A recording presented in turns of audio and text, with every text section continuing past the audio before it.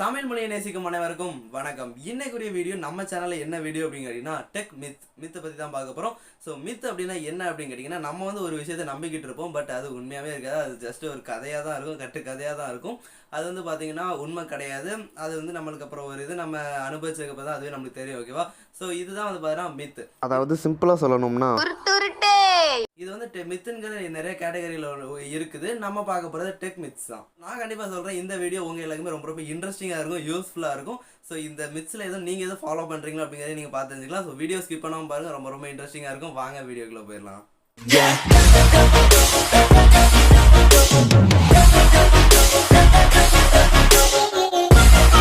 இந்த வீடியோவில் ஃபஸ்ட்டாக இருக்கிற மித்து அப்படின்னு பார்த்தீங்கன்னா அதாவது மோர் மெகா பிக்சல் இருந்துச்சு அப்படின்னா நல்ல ஒரு குவாலிட்டியான பிக் இருக்கும் அப்படிங்கிறத நம்ம நம்பிக்கிட்டு இருக்கிறோம்.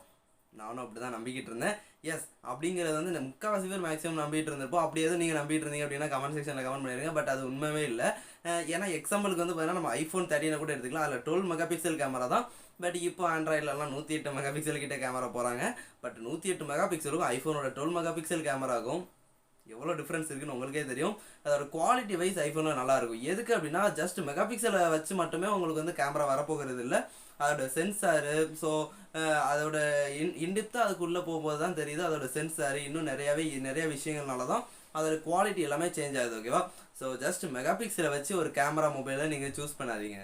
ஸோ ரெண்டாவது உள்ள மித், நிறைய ரேம் இருக்கிற மொபைலை வாங்கினா பெர்ஃபார்மன்ஸ் நல்லா இருக்கும், கேம்ஸ் நல்லா விளாடலாம். அதுக்காக 12 ஜிபிக்கெலாம் ரேம் வாங்குவோம். ப்ரைஸ் கம்மியாக இருக்கிற மொபைலை பார்த்து 12 ஜிபிக்கு வாங்கி கடைசியில் அந்த ஒரு மொபைலுங்கிறது வேஸ்ட்டாக தான் இருக்கும்.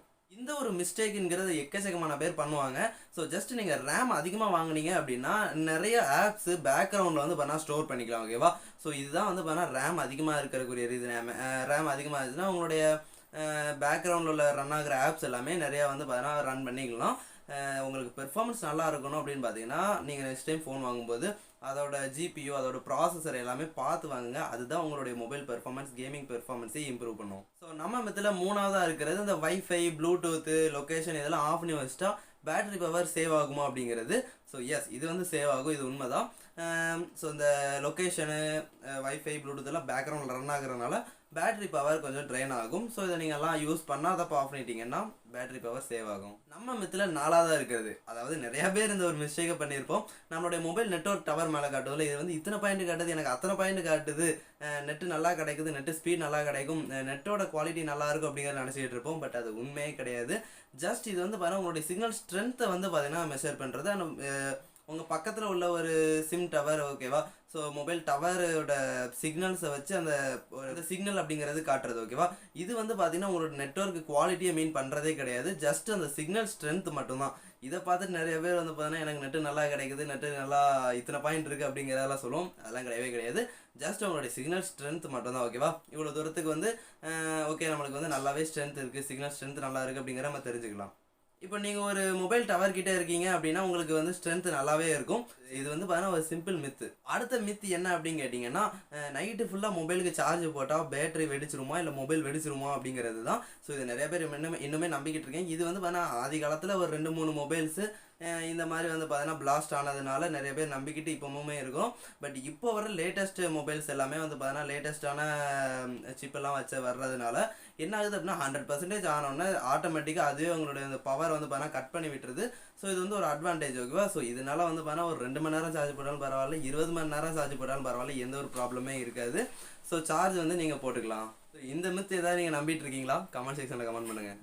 ஸோ அடுத்ததாக உள்ள மித்து, இன்கோடிகோ மோடில் போய் நீங்கள் க்ரோமில் எந்த ப்ரௌசர்னாலும் இன்கோடிகோ மோடில் போய் நீங்கள் யூஸ் பண்ணிங்க அப்படின்னா யாருமே எதுவும் பார்க்க முடியாதா, இல்லை யாரும் எதுவும் கண்டுபிடிக்க முடியாதா, உங்களை ட்ராக் பண்ண முடியாதா அப்படின்னு நினச்சிட்டு இருப்போம்.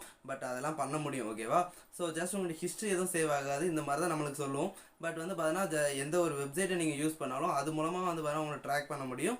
ஸோ நெக்ஸ்ட் டைம் இந்த மாதிரி டேப்ஸ் எல்லாம் யூஸ் பண்ணும்போது இதை ஞாபகம் வச்சுக்கோங்க. ஸோ அடுத்ததாக உள்ள மித்து, ரொம்ப நிறைய பேருக்கு கன்ஃபியூஷனாக இருக்கிற மித்து என்ன அப்படின்னு கேட்டிங்கன்னா, மேக் அதாவது ஆப்பிள் டிவைசஸ் எதையுமே வந்து பார்த்தீங்கன்னா வைரஸ் அட்டாக் பண்ணாதா, அதுக்காக தான் நிறைய பேர் வாங்குகிறோம். ஸோ இது வந்து பார்த்தீங்கன்னா எஸ்ன்னு சொல்லலாம், நோன்னு சொல்லலாம். இது வந்து ஒரு எப்படி சொல்கிறது, நிறையா பேருக்கு வந்து பார்த்தீங்கன்னா கொஞ்சம் பேருக்கு அட்டாக் ஆகும், கொஞ்சம் பேருக்கு அட்டாக் ஆகாது.